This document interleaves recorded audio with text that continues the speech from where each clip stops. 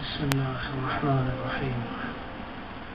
ہمارے حضرت والا عارف باللہ مرشدنا و مولانا حضرت اقدس حضرت مولانا شاہ حکیم محمد اختر صاحب ادام اللہ فیوضہم کا کلام فیضان محبت کتاب سے اس وقت پڑھ کے سنایا جاتا ہے.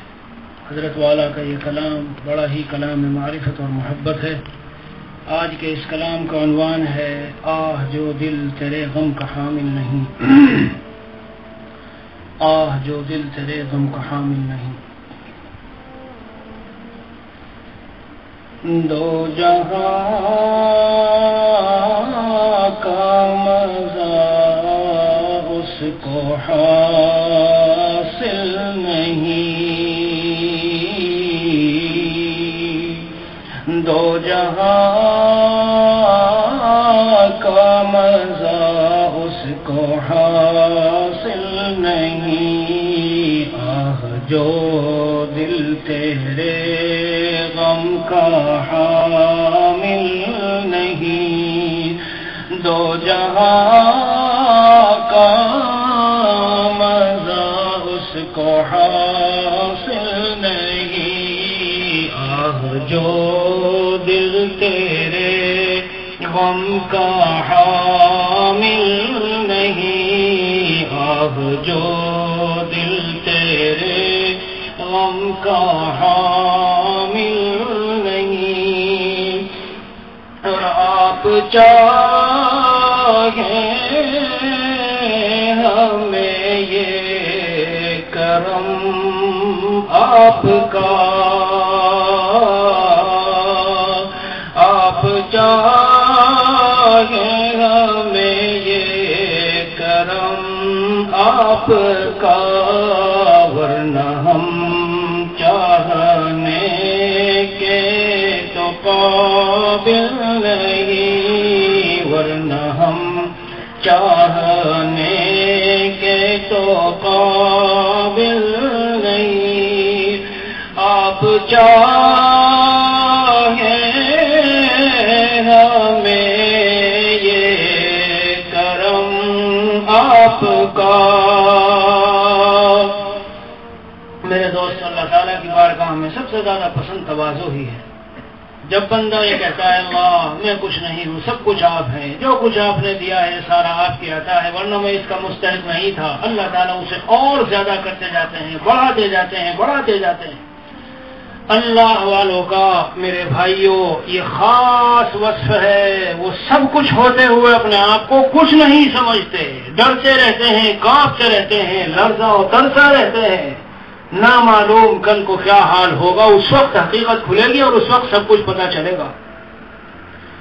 آج تو ہم کو اگر کسی شیخ سے اجازت مل جائے اور اجازت و خلافت کا تاج کوئی شیخ پہنا دے، یا کچھ جماعت تبلیغ وغیرہ میں چلے سال وغیرہ لگ جائے، یا اور کوئی دین کا کام اللہ تعالیٰ لے لے، تو اپنی طرف نسبت کر کے چاہتے ہیں کیوں نام پھیل نہیں رہا، کیوں لوگ میری طرف نہیں آ رہے، کیوں ہر طرف میری آؤ بھگت نہیں ہو رہی ہے.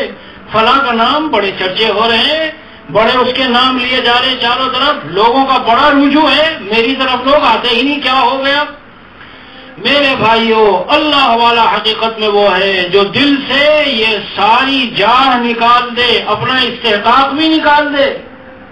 حضرت والا دامت برکاتہم العالیہ کو ایک مرتبہ حضرت مولانا عبدالحمید صاحب دارالعلوم آزاد ورد، جس میں احقر تدریس کے فرائض انجام دیتا ہے، اس کے محتمم ہیں، وہاں سے فون کیا کہ حضرت آج کل لوگوں کا بڑا رجوع ہے اور سلسلے میں بہت داخل ہو رہے ہیں، تو تکبر کا ڈر لگ رہا ہے کہ کہیں دل میں تکبر نہ آ جائے.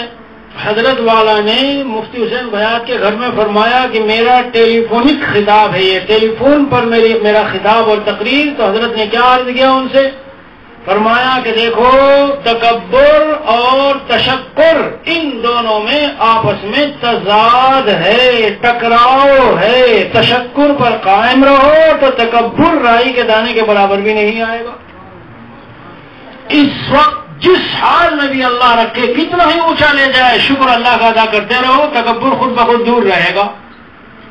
لیکن میرے دوستو عام طور پر شکر کی حقیقت لوگ نہیں جانتے. پوچھو کیا حال ہے، کہیں گے بہت شکر ہے، اللہ کا احسان ہے، کرم ہے، اور دل میں وہی سب کچھ سمجھے بیٹھے ہیں، میں تو ایسا ہوں اور ایسا ہوں اور ایسا ہوں، اور میری طرف تو لوگوں کو آنا ہی چاہیے.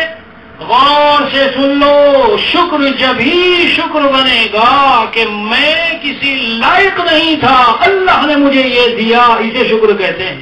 یہ ہے شکر کی حقیقت. یہ وہ حقیقت ہے جو تکبر کی ضد ہے، تقابل. شکر کی یہ وہ حقیقت ہے جو تکبر کے مقابلے میں ہے. شیطان نے اللہ تعالیٰ کے سامنے دلیل پیش کر کے اپنا استحقاق ہی تو جتایا تھا کہ سجدے کا مستحق تو میں ہوں، اور اس پر دلیل پیش کی تھی کیونکہ میں آگ سے بنا اور آدم مٹی سے، اور مٹی کی خاصیت نیچے جانا، آگ کی خاصیت اوپر اٹھنا. جب میں اونچا ٹھہرا تو سجدہ آدم مجھے کرے، نہ کہ میں سجدہ اس کو کروں. حکیم الاسلام حضرت مولانا قاری محمد طیب صاحب رحمہ اللہ کا ایک بیان ہے میرے پاس ساؤتھ افریقہ میں، فرما رہے ہیں ہم آدم سے آدمی بنے ہیں. آدمی کی خصوصیت اگر ہم آدم زادہ ہیں تو تواضع ہے. کیوں؟ حضرت آدم نے کیا کہا؟ ربنا ظلمنا انفسنا، غلطی سے بھولے سے درخت کو کے پھل کھا لیے. اے اللہ، غلطی کی میں نے تو بھی میں مجرم، جرم کیا ہو تو بھی مجرم، نہ کیا ہو تو بھی مجرم. میرا گزر بسر نہیں ہو سکے گا اگر آپ نے مجھے معاف نہ کیا. یہ آدم زادہ ہونے کی حیثیت سے، آدمی ہونے کی حیثیت سے حضرت قاری طیب صاحب کا بڑا لمبا مفصل بیان فرماتے ہیں. شیطان اور آدم میں دونوں میں جو خصوصیات ہیں، آدم کی خصوصیت حضرت آدم کی ہمیں جو ملی ہے وہ ہے تواضع. حضرت آدم علیہ السلام کے متعلق آیا کہ بھول ہو گئی، چوک ہو گئی، لیکن پھر بھی کیا فرمایا؟ پھر بھی فرمایا کہ میں مجرم، انی ظلمت نفسی وان لم تغفر لی وترحمنی یکن من الخاسرین. ربنا ظلمنا انفسنا. بندے مومن اللہ کے سامنے ہر وقت یہ کہے یا اللہ جو کچھ بھی میں کر رہا ہوں خطاؤں کی معافی چاہتا ہوں. اور شیطان حضرت آدم کے مقابلے میں وہ اکڑ پھو میں آیا، میں ایسا ویسا، لہذا جب میں ایسا ویسا، دلیل استحقاق جتا رہا ہے. میرے بھائیوں یاد رکھنا، یہ حقائق اللہ والوں کے پاس رہے بغیر حاصل نہیں ہوتے. حضرت والا نے فرمایا ہے مزکہ، تزکیہ یہ تزکیہ ایک مزکی کو چاہتا ہے اور ایک مزکہ. جب ہم مزکہ بنیں گے تو کوئی مزکی بھی تو چاہیے جو تزکیہ کرنے والا ہو. اس کے بغیر مزکہ کیسے بن جائیں گے؟ اسی لیے حضرت والا کے کلام میں ہے کہ جس نے اللہ والوں کی صحبت نہ اٹھائی ہو، آگے اسی میں آ رہا ہے صحبت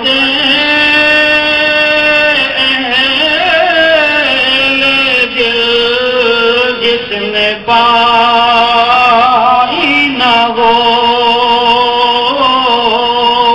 صحبت اہل دل جس نے پائی نہ ہو، اس کا غم نہیں، اس کا دل نہیں، اس کا غم نہیں، اس کا دل نہیں.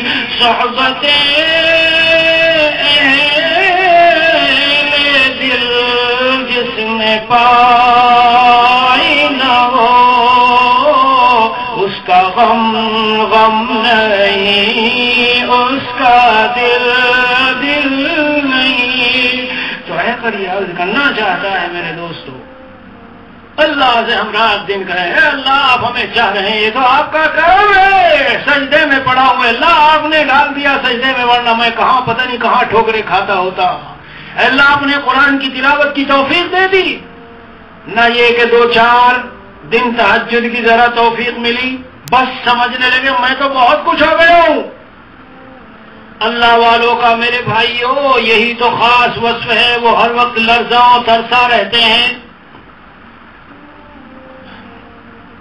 ایمان چو سلامت بلغے گور برے، ایمان چو سلامت بلغے گور بریم احسن تو بری جوستی و چالا کیے ماں. جب انسان قبر میں سلامتی سے لے کے میں اور آپ اتر گئے پھر ساری زندگی کی عبادتیں میرے دوستو پھر سمجھو غنیمت.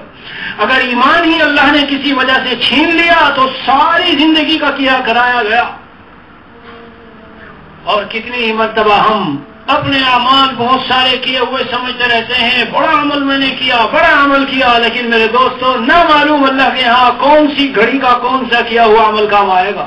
حضرت جنید بغدادی فرماتے ہیں طارت العبارات وفنیت الاشارات وما نفعنا الا رکیعات رکعناها فی جوف اللیل. ساری عبارتیں بڑی بڑی تقریریں خطابات سب ہٹ گئے، آج کوئی نظر نہیں آ رہا، سب اڑ گئے. اشارات اور نکتے، یہ نکتہ وہ نکتہ، آج کوئی یہاں نظر نہیں آ رہا، آخرت میں سب ختم ہو گئے اور ہم کو نہیں نفع پہنچایا مگر وہ جو شب اخیر میں اٹھ کے چند رکعتیں پڑھ لیا کرتے تھے آج یہاں وہ کام آئی ہے. اللہ والوں کا خاصہ ہے میرے دوستو تہجد. اسی لیے آپ صلی اللہ علیہ وسلم نے فرمایا فَإِنَّهُ دَأْبُ الصَّالِحِينَ. شب اخیر میں اٹھ کے اللہ کے سامنے چند رکعتیں پڑھ لینا، آہوزاری کر لینا، یہ صالحین تمام اولیاء اللہ کی شان، ان کی خاص حالت رہی ہے. اور وہ خاص قرب کا وقت ہوتا ہے. علامہ سید سلیمان ندوی حضرت گنگوہی کو دیکھو نا، حضرت حاجی صاحب بیعت کر لیں. کبھی ایسا ہوتا ہے کہ کوئی شیخ کسی مرید کو اپنی طرف کھینچتا ہے اور کبھی ایسا ہوتا ہے مرید پھرتا رہتا ہے شیخ کے پیچھے کسی طرح میں ان سے بیعت ہو جاؤں. حضرت حاجی امداد اللہ مہاجر مکی سمجھ گئے تھے کہ یہ بڑا ہیرا ہے، ہیرا جوہر ہے یہ. بس جیسے ہی نظر ڈالی اور توجہ کی تو حضرت گنگوہی کو اپنی طرف مائل کیا، لیکن حضرت گنگوہی نے شرط لگائی. ایک تو یہ ہے مجھ کو رات کو اٹھنے کے لیے نہ کہیے گا، میں آخری رات کے حصے میں نہیں اٹھ سکوں گا، اور یہ ذکر و اذکار بھی میں اٹھ کر نہیں کر سکوں گا. حضرت حاجی امداد اللہ مہاجر مکی اللہ والے بڑے بصیرت والے ہوتے تھے، اپنی چارپائی کے پاس ہی حضرت رشید احمد گنگوہی رحمہ اللہ کی چارپائی لگائی. جب رات کو آخری حصے میں اٹھ کر اللہ اللہ شروع ہوئی اور کوئی رو رہا ہے اور کوئی کچھ کر رہا ہے اور دیوانہ وار اللہ کو یاد کر رہے ہیں، فرماتے ہیں حضرت گنگوہی یہ قصہ احقر نے یہ قصہ خود ڈائریکٹ بلا واسطہ حضرت مسیح الامت جلال آبادی رحمہ اللہ سے سنا. فرماتے تھے جب حضرت گنگوہی اٹھے ہیں رات کو دیکھا سب کی حالت، سویا نہیں گیا، خود اٹھ گئے بستر سے. لوگ دلیلیں پوچھتے ہیں ارے کیا ضرورت ہے خانقاہوں میں جانے کی، کیا ضرورت ہے ایک طرف چند لوگوں میں جا کے بیٹھ جانے کی، دنیا بھر میں کام کرتے پھرو. میرے بھائیوں حضرت گنگوہی سے کتنا فیض ہوا ہے آپ کو پتا ہے. حضرت تھانوی کے مصلح اور صحیح راہ پر حضرت تھانوی کو ڈالنے والے حضرت گنگوہی ہے. اور آج حضرت تھانوی کا کیا فیض ہے. حاجی صاحب نور اللہ مرقدہ کی خدمت میں صبح کو حاضر ہوئے اور کہنے لگے، فرمانے لگے کہ حضرت میں تو بڑا وہ حسرت میں ہوں کہ لوگ تو ایسے مزے لے رہے تھے، رو رہے تھے اور آہوزاری کر رہے تھے، لیکن مجھے تو رونا نہیں آیا رات میں جب اٹھا.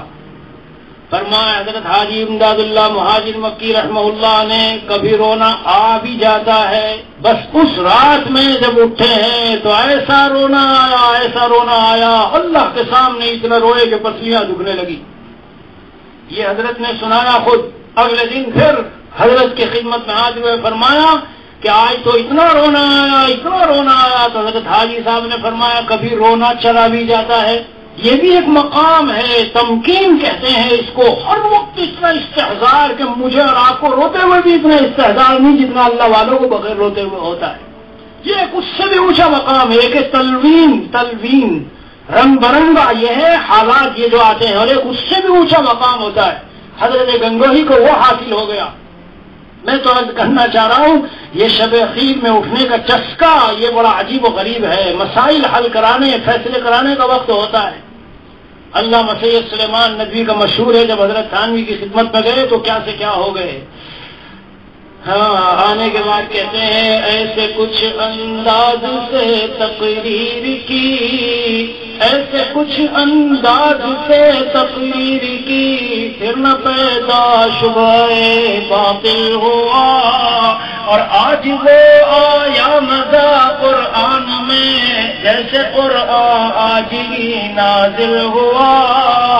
اب جو قرآن کھولا ہے بصیرت کی نگاہ سے، معرفت کی نگاہ سے، تو اب تو کیا کہنے، ہمارا عبد الماجد دریا آبادی، او ہو بڑا علم، گئے کہا سوال جواب، حضرت تھانوی نے فرمایا ٹھہرو، پہلے ہماری اتنے دنوں تک سنو، اتنے دنوں تک جب ہماری سن لو گے پھر تمہاری سنیں گے۔ اتنے دنوں کے بعد کہا بولو، کہ اب تو کچھ بھی نہیں رہا بولنے کے لیے، سب ختم ہو گیا۔ پھر نہ پیدا شبہ باطل ہوا۔ اللہ والوں کی خدمت میں آ کر ہی حقائق کا پتہ چلتا ہے، اور سارے اعتراضات جو شیطان وساوی شبہات اور تنقید اعتراضات ڈالتا ہے وہ سب خود بخود دور ہو جاتے ہیں۔ میرے دوستو، یہ جب ہوتا ہے جب آدمی دور دور رہتا ہے۔ تو میں تو عرض کر رہا تھا کہ حضرت علامہ سید سلیمان ندوی بھی فرمایا کرتے تھے، وعدہ ملنے کا شب اخیر میں ہے، صبح سے انتظار شام ہے۔ یہی ہے وہ دل جو اللہ والوں کے پاس رہ کے بنتا ہے۔ حضرت ہمارے جلال آبادی رحمہ اللہ ایک کتاب چاہ دیتے تھے، اور اس میں وہ اصول ہوتے تھے متعلقین کے لیے، اس میں ایک اہم ترین بات فرماتے تھے کہ دیکھو ہمیشہ اپنے کو کم سمجھنا، تواضع یہ سلوک میں اول قدم ہے، کہ جب تک کم نہیں سمجھو گے ترقی آگے نہیں ہوگی۔ دل سے اس شعر کو پڑھنا چاہیے، یا اللہ ہم اس قابل نہیں، آپ ہمیں چاہ رہے ہیں۔ حضرت والا دامت برکاتہم العالیہ کے بیان میں اس پر ایک دلیل پیش کی ہے، قرآن پاک میں ہے یحبہم ویحبونہ، اللہ تعالیٰ بندوں سے ان سے محبت کرتے ہیں اور وہ بندے اللہ سے محبت کرتے ہیں۔ حضرت نے فرمایا اللہ تعالیٰ نے اپنی محبت کو پہلے ذکر کیا اور بندوں کی محبت کو بعد میں، کیوں؟ فَإِنَّ مُحَبَّتَهُمْ إِيَّاهُ بِفَيْضَانِ مُحَبَّتِهِ إِيَّاهُمْ، اللہ سے بندوں کا محبت کرنا یہ اسی کا فیضان ہے کہ اللہ نے ہم سے محبت کی ہے۔ مولانا قبول الزما ایک بزرگ ہیں الہ آبادی، کبھی کبھی تشریف لاتے ہیں ساؤتھ افریقہ میں، تو فرما رہے تھے بندے کا اللہ کو یاد کرنا اللہ کی دو یادوں کے بیچ میں ہوتا ہے۔ واہ کیا بات ہے دوستو، اللہ نے پہلے یاد کیا تو دل میں آیا تو اب یاد کر رہے ہیں، اور پھر کیا فرمایا فاذکرونی اذکرکم، تم مجھے یاد کرو تو اس کے بدلے میں تمہیں یاد کروں گا۔ واہ کیا کریم اللہ ہے، پہلے اللہ نے یاد کیا تو دل میں ڈالا، الہام ہوا اللہ کی طرف سے، چلو اللہ کو یاد کرو۔ اگر اللہ کی توفیق نہ ہوتی اور اللہ ہمیں یاد نہ کرتے، اسی سے میں عرض کرتا ہوں یہ جتنے مجلس میں بیٹھے ہوئے ہیں یہاں، اللہ نے ہمیں یاد کیا تو یہاں بھیجا، تو یہ سب کچھ اللہ کا تذکرہ ہو رہا ہے، یہ بھی یاد ہی ہے اللہ کی، یہ اللہ کا جو تذکرہ ہو رہا ہے، اللہ بھی وہاں ملائکہ میں اسی طرح دوستو ہمارا تذکرہ فرماتے ہیں۔ اگر تم مجھے خلوت میں ذکر کرو گے میں بھی دل دل میں تمہیں ایسے ہی یاد کروں گا، اور اگر تم مجھے مجلس میں کسی میں ذکر کرو گے تو میں اس سے اچھی مجلس میں تمہیں یاد کروں گا۔ اگر کسی کو کراچی کا رہنے والے کو پتہ چل جائے آج صدر پاکستان کے یہاں تمہارا بڑا اچھا تذکرہ ہو رہا تھا، خوشی کے مارے پھولا نہیں سمائے گا، او ہو وہاں صدر کے یہاں میرا تذکرہ۔ میرے محترم دوستو، حاکموں کا حاکم، بادشاہوں کا بادشاہ اللہ کتنی بڑی فضیلت سناتا ہے، مجھے یاد کرو میں تمہیں یاد کروں گا۔ تو حضرت یہ کے اشعار ہیں بڑے عجیب و غریب، ایک شعر میں میرے دوستو بہت آپ چاہیں ہمیں یہ کرم آپ کا، ورنہ ہم چاہنے کے تو قابل نہیں۔ جب بندہ یوں اللہ سے کہتا ہے اللہ کی رحمت جوش میں آتی ہے میرے بھائیوں، اور جب کچھ سمجھنے لگتا ہے، اسی لیے اکابر علماء نے لکھا صوفیاء نے اپنے اعمال پر ایک لمحے کے لیے بھی اپنی عبادات پر اپنے اعمال پر نظر نہ رہے، اللہ کے کرم پر۔ حضرت والا کے بیان میں نے سنا حضرت تھانوی مجدد زمانہ فرماتے تھے اشرف علی دل دل میں ہر وقت ڈرتا رہتا ہے کہ نامعلوم قیامت کے دن اس کا کیا حال ہوگا۔ اور ایک مقام پہ فرمایا کہ میں تو اپنے آپ کو فی الحال کسی ہر مومن سے اور معالن کافر سے بھی بدتر سمجھتا ہوں. اور آگے عجیب بات فرمائی، اور میں اشرف علی کیا چیز کہ میں یوں کہوں، لیکن جو لوگ مجھ سے محبت رکھتے ہیں اور حسن ظن رکھتے ہیں وہ سمجھ لیں کہ جب تمہارا مقتدا جس کو تم بڑا مان رہے ہو وہ یہ خیال کر رہا ہے تو تمہیں کیا خیال کرنا چاہیے. یہ انسان کا اور آدمی ہونے کی حیثیت سے ہمارا جوہر ہے میرے دوستو. تواضع ہر وقت اپنے کو سمجھے. 2 دن پہلے میں عرض کر رہا تھا، اللہ نے جو ہمیں توفیق دے دی، پہلی بات تو یہ ہے کہ ہم مستحق نہیں تھے، بلا استحقاق اللہ نے دے دی. دوسری بات یہ ہے کہ باقی رہے گی یا نہیں اس کا پتہ نہیں، ہم کو تو ناز کہیں کے اوپر. تیسرے، جس کے مقابلے میں آپ اپنے کو برتر سمجھ رہے ہیں، حضرت تھانوی نے لکھا، حضرت والا نے بھی لکھا، ہو سکتا ہے ابھی اس میں وہ کمالات نہیں لیکن کل ہی کو اس کو توفیق ملے اور وہ تم سے بھی اونچا چلا جائے اور شاید تم پیچھے لوٹ جاؤ. اور حضرت نے یہ بھی لکھا، تمہیں کیا پتا تمہاری نظروں سے مخفی اس نے کوئی کام تنہائی میں اتنا اللہ کو راضی کرنے والا کیا ہو، تم تو سمجھ رہے ہو اسے کہ یہ کیا ہے، معمولی ایسا ہی آدمی ہے، لیکن اس اپنے خفیہ عمل کی وجہ سے وہ بارگاہ الہی میں نہایت مقبول ہو چکا ہو، اور تم سے کوئی ایسا عمل ہو گیا ہو جو اللہ کو اتنا ناپسند ہو کہ تم مردود ہو چکے ہو، کسی کو کیا پتا ہے. نہ معلوم کب کس کو توبہ کی توفیق مل جائے. حضرت والا فرماتے ہیں کہ جس کو استغفار کی توفیق حاصل ہو گئی، پھر نہیں جائز یہ کہنا کہ وہ بخشیدہ نہیں، پھر نہیں جائز یہ کہنا کہ وہ بخشیدہ نہیں. بہت عجیب بات اللہ نے ذہن میں ڈالی. میرے بھائیوں غور سے سنو، میں اور آپ اللہ سے گناہوں کی معافی چاہتے ہیں اور مغفرت کرتے رہتے ہیں. میرے بھائیوں حضرت مسیح الامت نے ایک مرتبہ لکھا اور خط میں جواب دیا، خبردار اللہ نے جب توبہ کی توفیق دے دی پھر دل میں یہ خیال لانا شاید قبول نہ ہوئی ہو، یہ اس کریم اور رحیم اللہ کے ساتھ حسن ظن کے خلاف ہے. خبردار کبھی ایسا نہ سوچو. میرے بھائیوں جو اللہ ہاتھ اٹھانے کی توفیق دے رہا ہے، گناہوں سے معافی مانگنے کی توفیق دے رہا ہے، بھول جاؤ ان کو. اللہ نے ضرور معاف کر دیا، یقین سے مانگو، دل کی پختگی سے مانگو. اور سن لو، اللہ سے جتنی دل کی پختگی سے مانگا جاتا ہے اللہ کے فیصلے اسی حساب سے ہوتے ہیں. انبیاء اور ہم میں اور صحابہ اور ہم میں جانتے ہو کیا فرق ہے؟ یہی قلب کی حالت کا فرق ہے. ایک حدیث شریف آتی ہے کہ آج کے زمانے کے لوگ اگر 10ویں حصے پر بھی عمل کر لیں تو وہ نجات پا جائیں، اور صحابہ اگر 10ویں نہیں 9 حصوں پر عمل کر لیتے اور ایک چھوڑ دیتے تو وہ ہلاک ہو جاتے. اور آج اگر ایک پر عمل کر لو 9 چھوڑ دو تو نجات پا جاؤ. اب علماء بحث کرتے ہیں، سوال کیا مطلب 2 دن میں 10 نمازیں ایک پڑھ لی 9 چھوڑ دی نجات پا گئے؟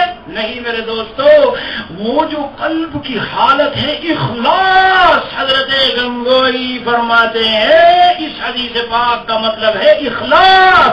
صحابہ کرام میں جو اخلاص تھا اگر اس کا 10واں حصہ بھی آج ہم میں ہوا تو ہم نجات پا جائیں گے، اور اگر ان میں 9 حصے ہوتے اور ایک نہ ہوتا تو وہ نجات نہ پاتے. یہ مطلب ہے اس کا اخلاص. حضرت موسیٰ علیہ السلام کو حکم ہو گیا، چلو لے کے نکلو اپنی قوم کو لے کے فرعون سے چھٹکارے کے لیے، راتوں رات نکلو. بھی نکلو، چل دیے. کہاں جائیں؟ فلاں طرف جاؤ، دریا سامنے. فرعون کو خبر ہو گئی تو لشکر بھیجا، اور بھیجا نہیں خود بھی گیا پیچھے پیچھے. قرآن پڑھو بھائیو، لیکن قرآن میں ذرا تدبر اور غور کرنا چاہیے. اب پیچھے فرعون کا لشکر، سامنے دریا. قوم گھبرا گئی، ہائے مارے گئے۔ یہ حالات ہر دور میں آئے ہیں، آج بھی آئے اور گزر رہے ہیں اگر غور کرنے والا کوئی ہو۔ آگے یہ پیچھے یہ، جائیں تو کہاں جائیں؟ ارے تم تو اس اللہ کے ساتھ ہو جو تنگیوں میں وسعت دینے والا، تاریکیوں میں اجالا کرنے والا، پریشانیوں میں راحت دینے والا، سمندروں میں راستے دینے والا۔ اللہ تم کیوں گھبراتے ہو؟ قوم کہہ اٹھی انا لمدرکون، اے موسیٰ ہم تو پکڑے گئے۔ یہ آیا پیچھے سے لشکر۔ حضرت موسیٰ علیہ السلام نے قوت سے فرمایا، یہ نہیں کہ اگر راستے بنے۔ قال، حضرت موسیٰ نے فرمایا کلا ان معی ربی، اے میری قوم ہرگز ایسا نہیں ہو سکتا کہ یہ ہمیں پکڑ لے، میرے ساتھ میرا رب ہے۔ میرے بھائیو، جب کوئی اللہ پر پورے قوت یقین سے اعتماد کرتا ہے، پھر اللہ سمندروں میں راستے کھولتے ہیں، تنگیوں میں آسانیوں کے راستے کھولتے ہیں۔ ہم تو سمجھتے ہیں میری تدبیر سے روزی آ رہی ہے، میری تجارت سے مال آ رہا ہے۔ نہیں میرے بھائی، مال وَإِن مِّن شَيْءٍ إِلَّا عِندَنَا خَزَائِنُهُ، مال اللہ کے خزانوں سے انسان کو ملتا ہے۔ حضرت مفتی رشید احمد لدھیانوی لکھتے ہیں کہ جتنا حضرت موسیٰ کے ذمہ تھا اتنا کیا، اب آگے لے کے چلنا وہ اللہ کا کام تھا۔ لاٹھی مارو ماری، جتنے گروہ تھے اتنے راستے بن گئے، بیچ میں پانی دیوار کی طرح بن گیا۔